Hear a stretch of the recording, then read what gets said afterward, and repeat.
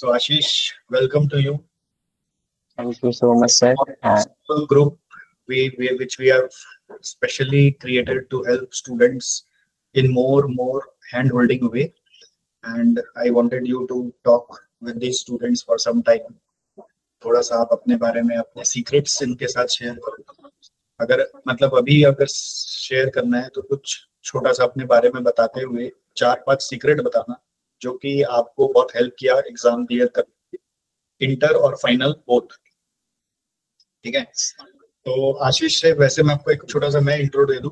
आशीष गुड़गांव से है। तो आशीष को मैं पर्सनली कैसे जाना कि एक बार मैं गुड़गांव गया था, फ्री था उस दिन, कुछ काम नहीं था मेरे पास, तो फ्री था तो मैंने ग्रुप में मैसेज किया कि कोई भी स्टूडेंट अगर फ्री है तो आ जाओ मिलने के लिए। तो सिर्फ आशीष ही आया क्योंकि वही गुड़गांव में रहता था आसपास, और हम लोग पूरा दिन साथ में घूमे थे। पूरा गुड़गांव घुमाया आशीष ने, देखो बहुत मजा आया था हमको। और मेरे को नहीं पता था मैं पोटेंशियल रैंक होल्डर से मिल रहा हूँ। ठीक है, मैं तो बस आशीष को as a student as a friend ही मिल रहा था और मजे कर रहा था सारा दिन। तो बहुत अच्छा लगा जब पता चला कि इसका ही रैंक आ गया। मतलब अरे बाप रे बाप, ये तो बड़ा गजब हो गया भाई। अब हम लोग मिले उसके कारण रैंक आ गया, या ये मेहनत कर रहा था चुपके से, ये नहीं पता मेरे को। नहीं नहीं सर, आपके गाइडेंस में ही था। इनफैक्ट आपने पर्सनली मुझे सारा टाइम टेबल बना के दिया था उस टाइम। मेरे को याद भी नहीं है, बट तुम बोल रहे तो हो सकता है बना दिया होगा।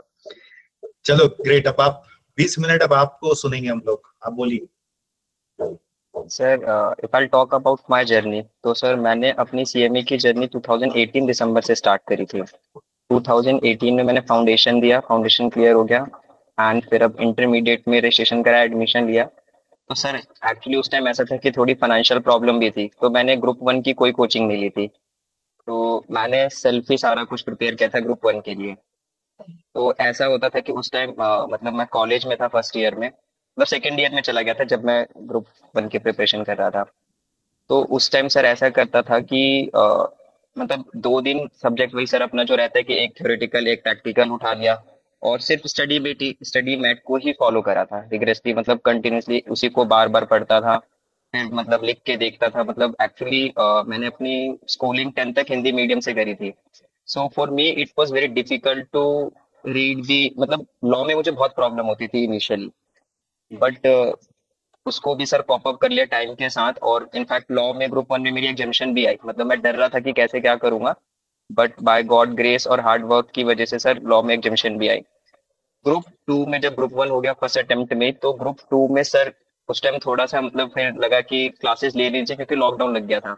तो ग्रुप टू की सर सारी क्लासेस मैंने एसजीसी ली थी, मतलब एफएम की हो गई, कॉस्ट की हो गई, और उस टाइम आईडीटी पढ़ाते थे निकुंज सर। तो वो सारी क्लासेस ली, वो फिर सारी क्लासेस वगैरह फॉलो करता था। तो इंटर में तो सर मेरा एक ही, मतलब इंटर में ऐसा रहता था कि सिर्फ बुक को जितनी बार हो सके उतनी बार पढ़ो। उस टाइम सर कोई शॉर्ट नोट्स बनाने का कोई माइंड में आइडिया नहीं था, मतलब ऐसे ही सिर्फ नंबर ऑफ टाइम्स बुक वगैरह कोई पढ़ता था, उससे फिर हो गया, ग्रुप टू भी हो गया, उसमें अच्छे मार्क्स भी आए। बट सर फाइनल में मेरे साथ बहुत चीजें अलग हो गई, क्योंकि अब ऐसा था कि इंटर फर्स्ट अटेम्प्ट में निकल गया, तो वो एक ओवर कॉन्फिडेंस कि हाँ हाँ फाइनल भी हो जाएगा। बट ऐसा फाइनल के केस में मेरे साथ नहीं हुआ। मैं इनफैक्ट लास्ट दिसंबर में फेल भी हुआ था, दिसंबर में, और इनफैक्ट कॉस्ट में ही फेल हुआ था। तो I score 24 marks in cost, बाकी रेस्ट सब्जेक्ट में 57 थे, 55, 52, तो रेस्ट में मैं पास था, बट कॉस्ट में सिर्फ मेरे 24 ही मार्क्स थे। तो मैं सर आपसे मिला भी था, तो मैंने बताया भी था कि सर कॉस्ट पता नहीं मुझसे होती क्यों नहीं है। मतलब इनफैक्ट मैं करता हूँ लेकिन एग्जाम में जाके मेरे से क्वेश्चन ही नहीं सॉल्व होते, और उस टाइम ऐसा था कि एक भी क्वेश्चन मेरे से कंप्लीट सॉल्व ही नहीं हुआ था कॉस्ट का, तो मुझे पता था कि मैं फेल हूँ। बट उसके बाद से सर थोड़ा सा अब एक्चुअली मैंने मास्टर्स भी रेगुलर से ही करी थी, Delhi school of economics, university of Delhi से। तो मैं कॉलेज में भी इन्वॉल्व था थोड़ा सा, और सोसाइटी वगैरह था, तो वहां भी मेरा टाइम जाता था। तो उस चक्कर में मैं फाइनल को प्रॉपर कभी टाइम दे ही नहीं पाया था, मुझे ऐसा फील हुआ। फिर मैंने ऐसा डिसाइड किया कि अब जब मेरा कॉलेज खत्म होगा, then I go for full fledged preparation. तो उसके बाद से फिर मैंने सर अपनी स्ट्रैटेजी बनाई नेक्स्ट 5 to 6 मंथ कैसे क्या करना है, क्योंकि क्लासेस हो चुकी थी, I was done with all the classes. तो एक्चुअली क्या होता है कि सर सिर्फ क्लासेस से कभी एग्जाम नहीं निकलेगा। You have to take extra step to get the, even to clear the exam और to get the rank. So वही था कि क्लासेस वगैरह खत्म थी, अब स्ट्रैटेजी ऐसी बनाई कि मतलब हर मंथ में 3-3, पहले तो मैं ग्रुप वन सिर्फ मैंने ग्रुप थर्ड दिया था दिसंबर में, तो कभी ग्रुप टू, मतलब बोथ ग्रुप का मतलब बोथ ग्रुप के लिए कभी मैं प्रिपेयर ही नहीं था। मतलब इनफैक्ट डरता था कि कैसे बैक टू बैक एग्जाम दूं एक साथ ही, मतलब उतना लोड लेने वाला इंसान नहीं था, मतलब मुझे डर लगता था बेसिकली। बट फिर उसके बाद ऐसा हुआ कि ठीक है अब डिसाइड कर लिया, फेल हो गए। मतलब मेरा एक फ्रेंड था अंकित, मैंने उसे कॉल किया कि भाई ऐसा, मतलब वो भी फेल हुआ था, साथ में दोनों फेल हुए थे और इस बार शायद दोनों साथ में पास भी हुए, but he miss the rank by just few marks.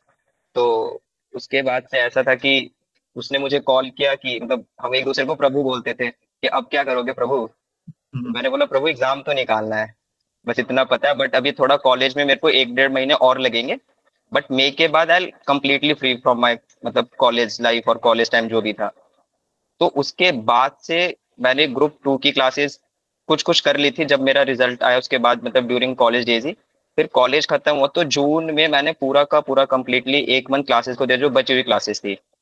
And उसके बाद से आई जॉइन आपका टेस्ट सीरीज सर, क्योंकि आपका मतलब एक दो वीडियो देखा था तो उसमें लिखा था कि एग्जाम को मॉक टेस्ट नहीं बनाना, क्योंकि सीएमए में सबसे बड़ी गलती यही है कि हम एमटीपी पे मतलब एक्चुअली एमटीपी को कभी मतलब फोकस कभी देखते ही नहीं, आरटीपी हमारा आता नहीं बट एमटीपी नहीं देखते, पीवाईक्यू नहीं देखते।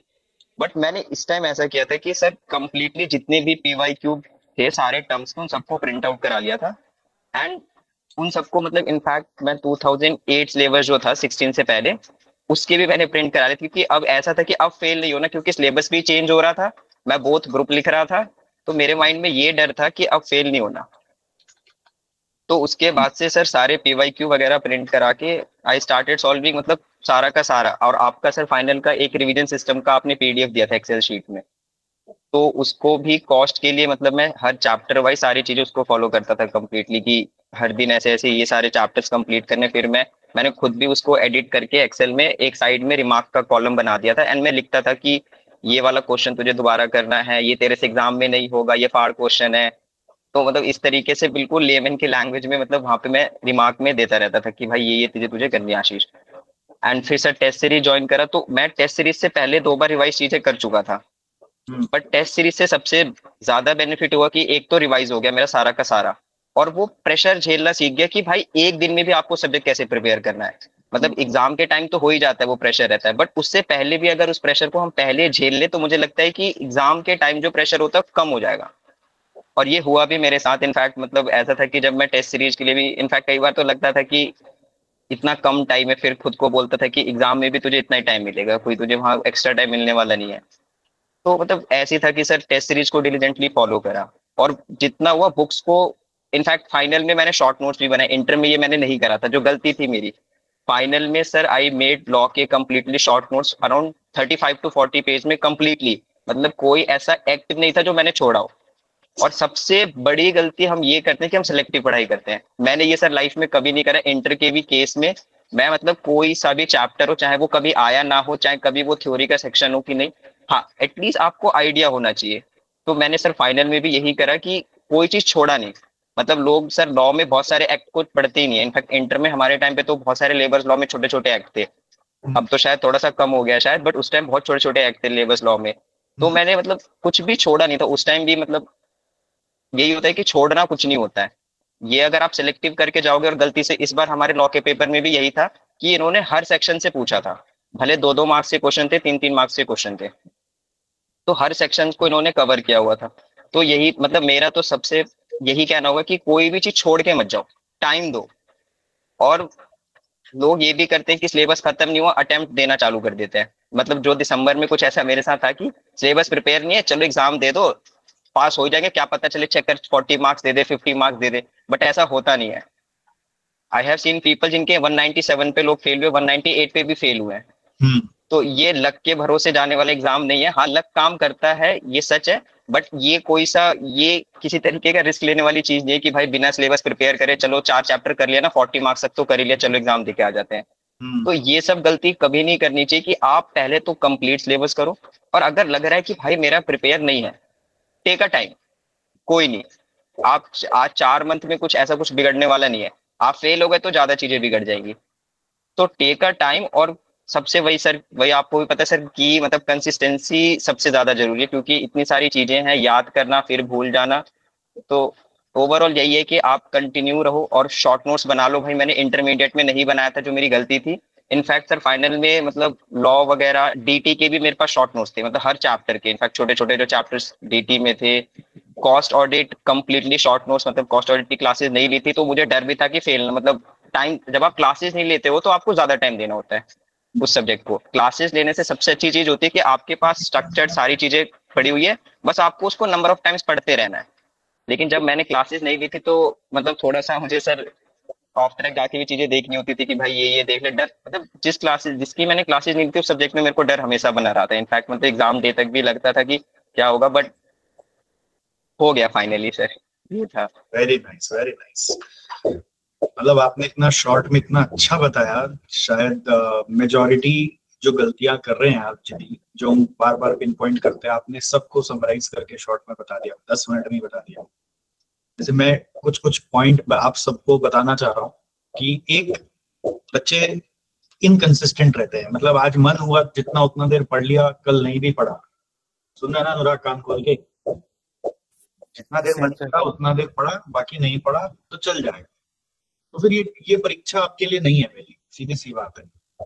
आप कई बार झोंक झोंक में आ जाते हो कि चलो कर लेंगे, बट अब जो करने आए हो उसको अचीव करना है अगर, तो उसके कायदे से करना पड़ेगा ना। ये परीक्षा फिर उसके लिए नहीं है, फिर आपको जॉब वॉब खोज के सेटल हो जाना चाहिए अगर आप कंसिस्टेंट नहीं रह सकते, क्योंकि पढ़ाई वैसा डिमांड करता है। दूसरा, बच्चे अंडर प्रिपेयर्ड रहकर एग्जाम देते हैं, वो खत्म ही नहीं करते कोर्स और बोलते नहीं मम्मी बोली पापा बोला है। Exactly sir. मम्मी बोली, अरे मम्मी पापा तुमको कुआं में थोड़ी ना धकेलेगा, उनको आइडिया नहीं है। वो ये सोचता है कि साला अगर ये अभी एग्जाम नहीं देगा तो वो फांकी मारेगा और कुछ भी नहीं करेगा, बर्बाद होगा, इसलिए मम्मी पापा आपको बोलते हैं।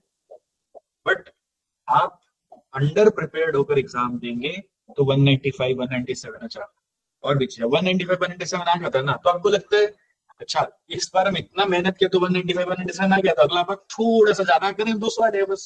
ऐसा कभी नहीं होता सर। ये जो जर्नी है ना 200 पार करने की, उसके लिए जो मेहनत है वो खाली 195 से 200 जितना मेहनत नहीं है, उसमें मेहनत ज्यादा है। मतलब ज्यादा मतलब डबल का फर्क है। 200 पार कराने के लिए मतलब मेहनत डबल करना पड़ता है, नहीं तो 195 197 190 का चक्रव्यूह में हम लोग घूमते रहेंगे। तीसरा, आप शॉर्ट नोट्स नहीं बनाते हो। आप सोचते हो कि शॉर्ट नोट्स, अच्छा शॉर्ट नोट्स आशीष क्या बोलते हो, दूसरे जो टीचर्स बना के देते हो वो सही है कि अपने से बनाना चाहिए? सर शॉर्ट नोट्स खुद बनाने से सबसे, क्योंकि मैं सर बहुत लेमन लैंग्वेज में शॉर्ट नोट्स बनाता था, मतलब कई बार जैसे हिंदी में लिख लिया फिर इन इंग्लिश यूज कर लिया, तो टीचर सर आपको सब कुछ देंगे बट खुद से जब इंसान एफर्ट लेता है ना तो फील होता है कि हाँ यार we are doing something for ourselves. Yes, and ये सारी चीजें सर आपको मोटिवेट करती है कि आपको कंटिन्यू रहना है, लगे रहना है। इनफैक्ट सर जो क्लासेस लेने में सर टीचर लोग पीवाईक्यू वगैरह सारा कवर करते हैं, मतलब आप भी सर सारी चीजें पीवाईक्यू, उसके बाद भी सर मैंने सारे पीवाईक्यू क्वेश्चंस के सजेस्टेड आंसर प्रिंट आउट कराए थे सारे टर्म्स के। एंड इनफैक्ट अभी सर जब प्लेसमेंट हो गया तो मैं सब उन्हें साइड कर रहा था, तो मैं देख रहा था मेरी बुक से ज्यादा तो पीवाईक्यू टर्म्स के सारे आपके सर मॉक टेस्ट वाले भी सारे क्वेश्चंस पेपर वगैरह थे, तो मतलब इट वाज लाइक हैवी, मतलब मैंने कहा ठीक है, तो ये सारे एक्स्ट्रा स्टेप्स आपको आगे लेके जाते हैं। हाँ यही मैं बोलना चाह रहा था कि कुछ तो अलग किया ही होता है इंसान, तभी वहां तक पहुंचता है, नहीं तो पहुंच ही नहीं पाता है। तो ये एक मिस्टेक हो गया। चौथा, आप देखो कि सिलेक्टिव स्टडी करना है। अभी भी मैसेज आ रहा है मेरे पास, सर कुछ तो बता दो क्या क्या पढ़ना है, ऐसे मैसेजेस आ रहे हैं, कुछ तो बता दो सर एग्जाम आ रहा है क्या क्या पढ़ना है। अरे भाई सारा ही पढ़ना होता है ये एग्जाम में, कोई ऐसा नहीं कि ये नहीं पढ़ना है वो पढ़ना है, जो छोड़ेगा वो रिस्क बनेगा। तो ये एग्जाम सारा चीज पढ़ने बोलता है, बोलता है कोई भी चीज छोड़ नहीं सकते हो आप। और मॉक टेस्ट सोचता है कि जून जून अटेम्प्ट देकर देखेंगे कि दिसंबर में कैसे पास करना है। क्या होता है ना, जो बच्चे ऐसा करते हैं जून अटेम्प्ट में या दिसंबर में एग्जाम देंगे या जून में एग्जाम देंगे जो भी, तो रिजल्ट तक तो कुछ नहीं पढ़ेंगे और रिजल्ट के बाद टाइम शॉर्ट हो जाता है। तो ये प्रॉब्लम है जो लोग अटेम्प्ट को मॉक बनाते हैं। अगर आप मॉक टेस्ट देते हो तो मॉक टेस्ट देने से आपको ये फायदा मिलता है कि आप अपने अटेम्प्ट में ही सारी मिस्टेक्स को ठीक करो। हर मॉक टेस्ट के बाद क्या करना चाहिए उसका भी एक स्ट्रेटेजी होता है, जो कि आपको अपना गलती बैठ के हर मॉक टेस्ट के बाद नोट करना चाहिए, नहीं तो आपको मॉक टेस्ट भी वेस्ट हो गया। अगर आप उस गलती पे रिफ्लेक्ट नहीं करोगे तो मॉक टेस्ट भी वेस्ट हो जाएगा। तो आशीष आपको ये बताना चाह रहे हैं कि ये सारा जो आपने बोला ना पॉइंट, हमने ये सारे पॉइंट्स को इकट्ठा कर लिया एक्चुअली बच्चों को, अब वो करवा करवा के दे रहे, इनके पीछे पड़ के हर हफ्ता इनके साथ सेशन होता है। ये कुछ हमारे लिमिटेड चुने हुए बच्चे हैं, ठीक है।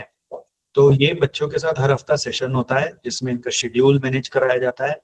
दूसरा, आगे जाकर मतलब शेड्यूल का कंसिस्टेंसी रखने के बाद इनसे समरी नोट्स बनवाया जाएगा, तो फिर इनका मॉक टेस्ट दिलवाया ही जाएगा। और ऐसे जैसे आज आप बोलने आए, तो ऐसे लोगों से भी, बच्चों से भी जो परफॉर्म किए हैं उनसे भी बीच बीच में मिलवाते रहते हैं, महीना में 1-2 बार। तो इससे क्या होता है, ये बच्चों का रिदम थोड़ा सा बना रहेगा पढ़ाई में, ये डिस्ट्रैक्ट ना हो। इसका वैसे बाय द वे पैकेज भी लग गया है ऑलरेडी, तो क्या लगा नहीं लगा वो आशीष ही आपको बताएगा। सर 12 LPA का है। सोच लीजिए क्या एज है आपका। सर अभी 24। कितना साल का देख लो, सुन लो, 24 साल का है। यहाँ पर इस कोर्स का क्या वैल्यू क्या है कि आप अपने से जहां पे अप्लाई करोगे विद इन 6 मंथ्स आपका हो जाता है। कोई अनएम्प्लॉयड नहीं बैठा हुआ है, ऐसा नहीं सुना कि ये डिग्री लेके कोई काम ही उसको नहीं मिला, ऐसा कभी नहीं होता है।